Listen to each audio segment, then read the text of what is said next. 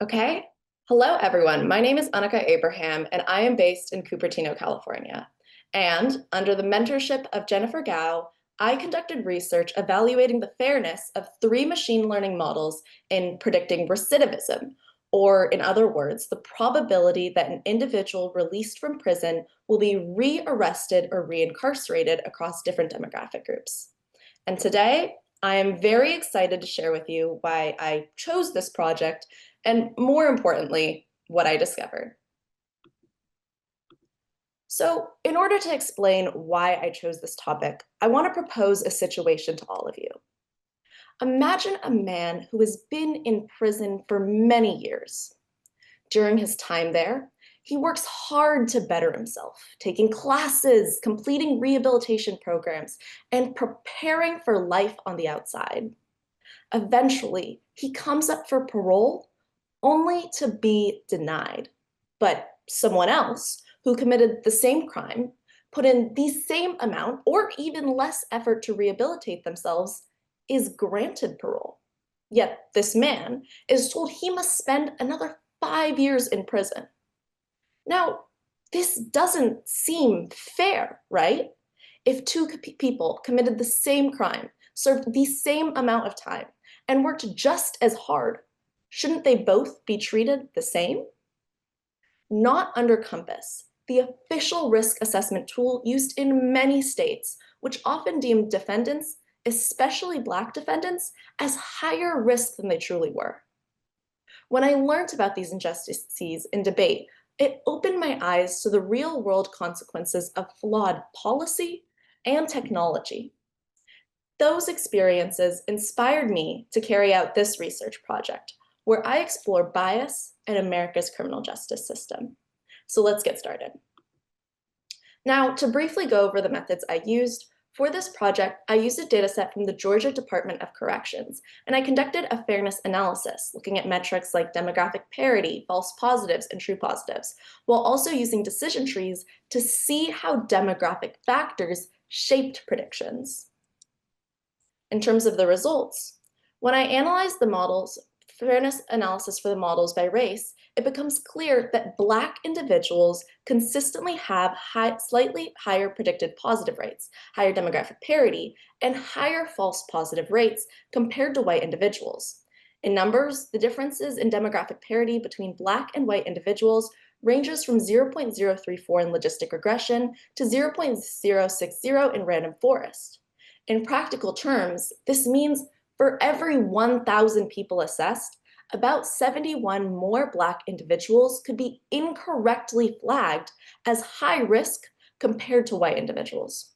While 71 may not seem that large at first, when applied across the entire US criminal justice system with over 5 million individuals under supervision, the impact becomes staggering, affecting tens of thousands of lives. Looking at model performance, logistic regression has the smallest fairness gaps, treating groups more equally in true positive rates, while XGBoost and random forest are slightly more accurate overall, but generate larger disparities in predicted outcomes.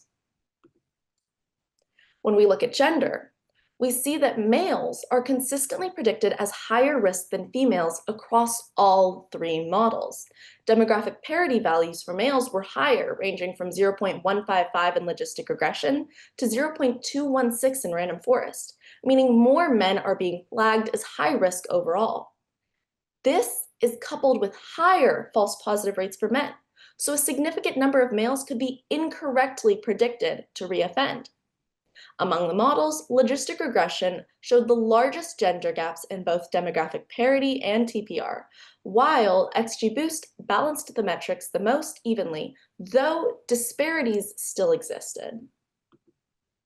Finally, age produced the largest disparities across all models.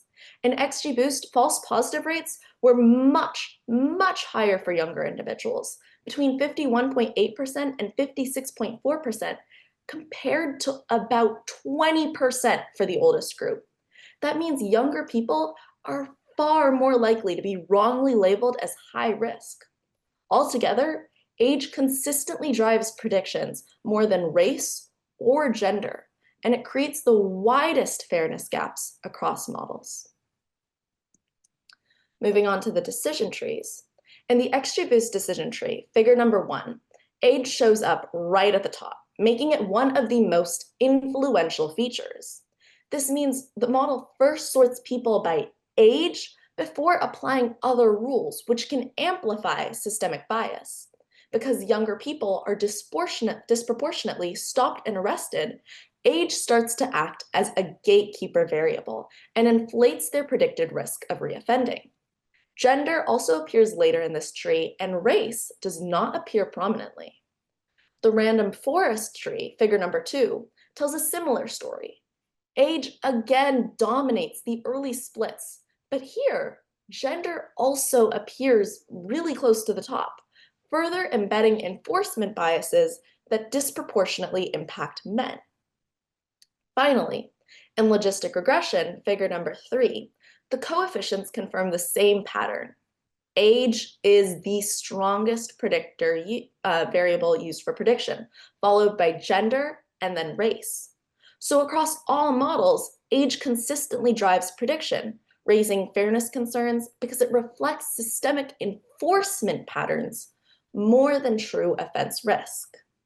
And on that note, I want to shift from the research itself to what really matters, the real world impacts. At the end of the day, I didn't do this project just to produce tables, figures, and numbers.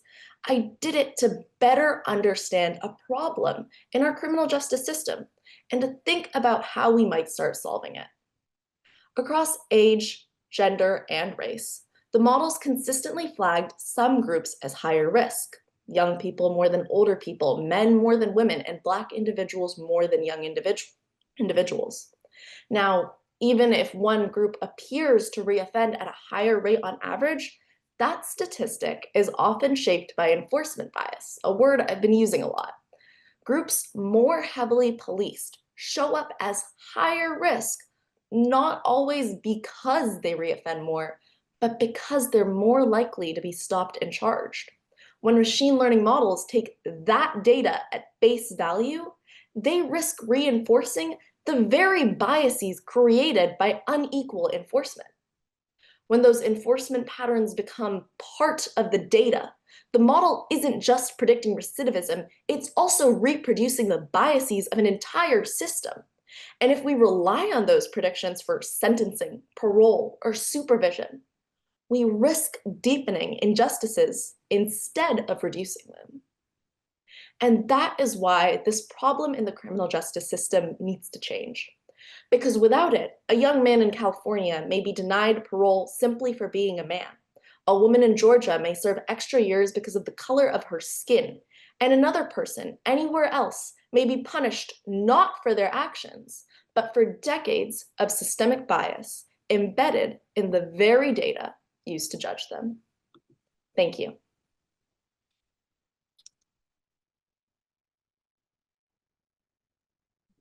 Well done, Annika. Thank you so very much. I'm going to check our Q&A, which is open for our attendees and our panelists to ask questions, as well as some questions that were previously submitted. So Annika, I'll be asking a combination of questions that have come in from the chat and through the pre-distributed questions, I should say. So Annika, one of the questions that we're all most curious about is, why did you tackle this criminal justice on this large scale? And then how did you boil that down to recidivism? How did you get from A to B there? Absolutely. So as I mentioned in my presentation, I first got introduced to the world of criminal justice through debate. And I found it extremely interesting because the question posed to me in this debate was, should the criminal justice system be rehabilitative? And immediately I thought, of course it should be focused on rehabilitation. If it's focused on punishment, how is anyone going to change? And how are we going to ensure that the people coming out of the system are ready to help their communities and help themselves? And so one of the biggest things in that is, maybe we can't stop the problem at its root. Crime will always exist. But how do we ensure that it stops happening? And that is what recidivism is, the reoffense or reincarceration. And if we want to prevent that from happening, then we need to have better rehabilitative measures in prison. But how did I get to machine learning and criminal justice? One thing I found is that even if someone has done the work and put in the effort and made an effort to make sure that their time in prison was rehabilitative, they could still be unfairly kept in prison because of these machine learning models. I think the world is becoming very based in technology. There is a rush to incorporate AI into our daily lives. And in that, it's important to stop and think, how is this affecting communities? And specifically, how is this impacting communities that are marginalized, that maybe are not given the power in society to stand up for themselves and say, hey, this is unfair? Because when you're cut off from this education in prison, how can you be making a speech saying, oh, we're facing unfair rates of false positive rates in the machine learning systems used in the criminal justice system? If they don't give you the opportunity to make that speech, then you cannot advocate for yourself, and you are stuck in a system that is cyclical at the end of the day. And that's kind of how I got to exploring this area. Well said, Annika. Thank you for that larger context too. That's helpful. One of our attendees would love to learn, with this research that you've now collected, what is the next step? What do you plan to do with this to move this issue forward? Absolutely. I love this question. Currently, I am working with the supervisor of Santa Clara County, which is where I live. Well, there's a board of supervisors. I'm working with the president of the board of supervisors staff, and I've proposed a resolution to bring computer science education to our local juvenile justice centers. And we are working with the head of probation to check if this is possibly something that we can implement and to see how we could go about making sure that there is computer science education, because there won't always be someone to call out these injustices. But if we can put people in the system in a position to be able to call out what is going wrong and how they are being impacted by it, we can have change inside and outside of the prison. You are your own advocate, but you can't be that unless you are given the power to be that. And currently, there is not enough focus on the education in prison, and I'm trying to change that. Well, we are here to support you in that good work, Annika. Thank you so much for sharing your presentation with us. It is already time to pivot to our next presenter, but Annika, thank you. Well done. And we look forward to seeing where this good work takes you. Thank you so much.